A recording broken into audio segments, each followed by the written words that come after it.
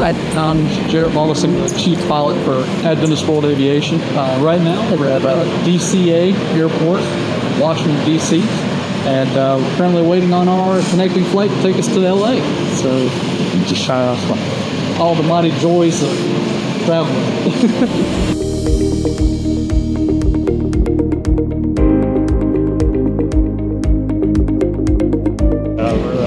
Yeah, experienced a delay, but just the worst part is in Los Angeles, we're actually going to miss our flight to the Philippines because the flight here in Washington is delayed. We won't make LAX until 10 p.m. After 10 p.m., our flight departs are supposed to depart at 10 p.m. at LA.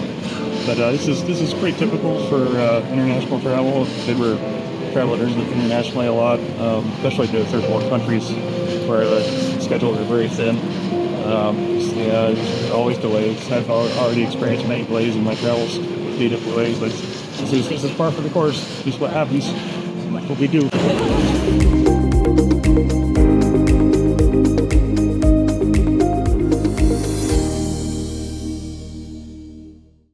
All right, I'm Rebecca Stevenson, Executive Administrative Assistant for Adventist World Aviation, and I'm sitting here in the Philippines on the island of Palawan with Doc Saini, and this is such a treat because we don't get to converse with her much, but I'm so glad that you're here today. Can you tell me a little bit about yourself? Okay, so I'm Dr. Hipaya. I've been working here for the past 24 years. I'm an internist, medical internist. So after I retired from being an employee of the Adventist Hospital, I went into private practice then. So just last year, one patient of mine, a very close patient of mine, asked me a favor if I could help in their barangay, and that's Irawan Health Center. And so I said, I will see if I have time for that. So I have one Friday, every Friday I'm off. So I made that as my time to be able to help these people in the barangay center where I catered to patients like most of them elderly patients. Now, just lately, they have been giving me also pediatric patients. Oh wow, So from one spectrum to the other. So it was a challenge. So just yesterday, I ended up with 27 patients. Oh wow, in one day? Now, that's only in a half day. A half day, 27 pages. 27 Wow. patients. And then coming back home yesterday, the friend of it's the sister of the captain there. We call it the barangay captain. She was asking me, she was asking like, how did you happen to be a part of the health center around? And I said, the captain asked me together with some friends, with patients, to help out in the consultation for free. So we consented. So she told, could you also help us in our barangay? So I said, oh darn, this is becoming bigger now. Yeah. Said I have only 2 hands. So yesterday I said to get some of my friends in the hospital. I said, I need some volunteers because I guess the weight is becoming bigger, and I realized that I cannot just do it alone. We have some friends like nutritionists so that me out now that they're asking for a nutrition program. Actually, they're asking for a family and child program. So they told actually she was a colleague in San Miguel. I said, okay, you give me as to when you're going to hold your youth program so we can prepare a program for your youth, and you tell me whether as to what time you're going to hold a program for your single mothers. We have 200 single mothers. So that's your may dilemma. Wow. But So I know that we're going to provide workers, laborers at that. always, and when we get those invitations to do that kind of work, he always has something in mind. He's already got those plans. Because before we used to go to them, they're the ones going to lunch asking for help. Lectures, medical consultations. So even when I was sitting there each morning in the church, because I'm really apologetic to stand, I was super happy to do lectures in the nighttime. Then I was also thinking, okay, I have to do only half day clinic as private practitioner and then maybe spend half of my time in the after to do the lectures.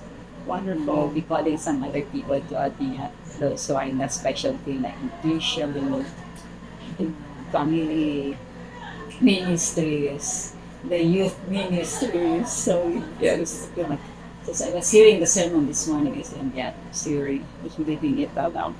Eating nothing, Jesus. Yes, living it all out for Jesus. That was a perfect sermon. So, how does all of your work tie in with AWA? How are you Okay, intricately involved? I became involved with AWA starting last year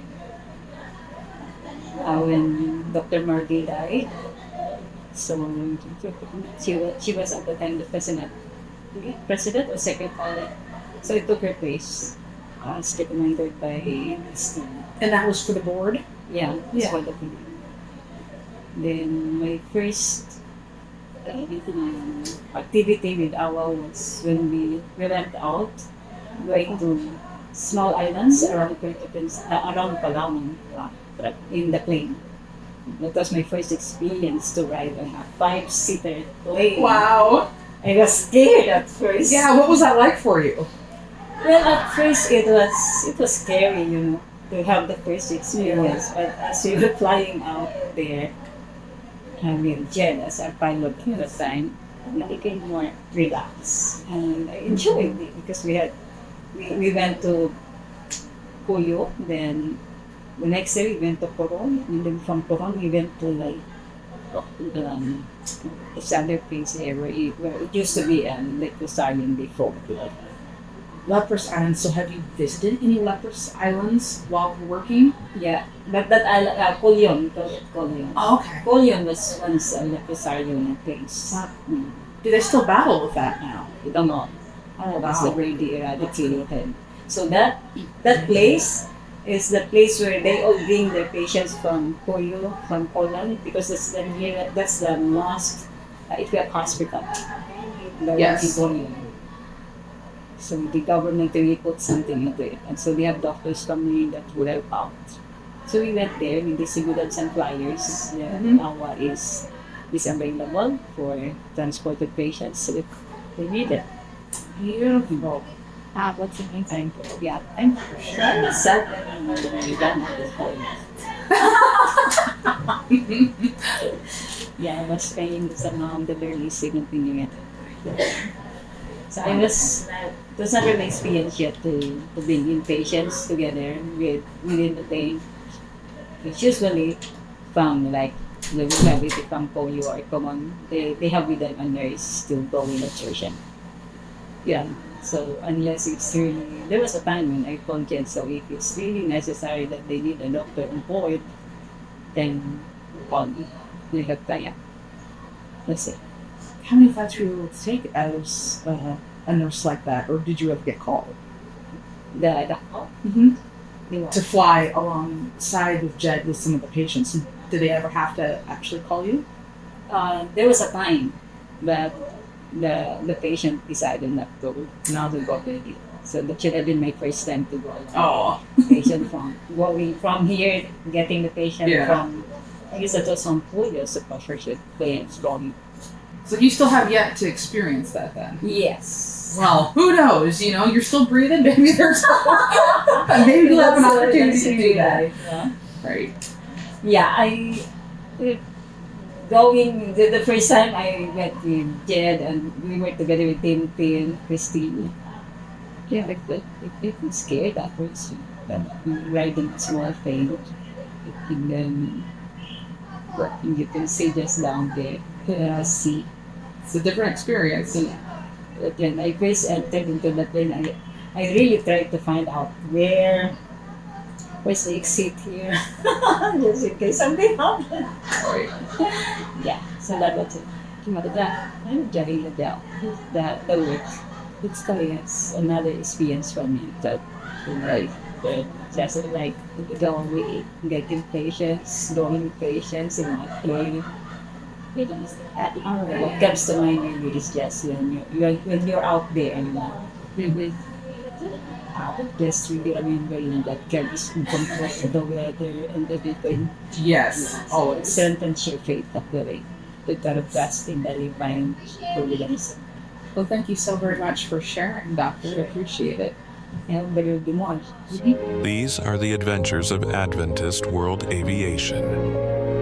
Its ongoing mission: to go into all the world, the final frontier, to reach out and save the lives of the lost, suffering, or perishing, to seek out primitive civilizations, to help those in need, to reach the unreachable, to seek out new life in Christ, to boldly go where no missionary has gone before,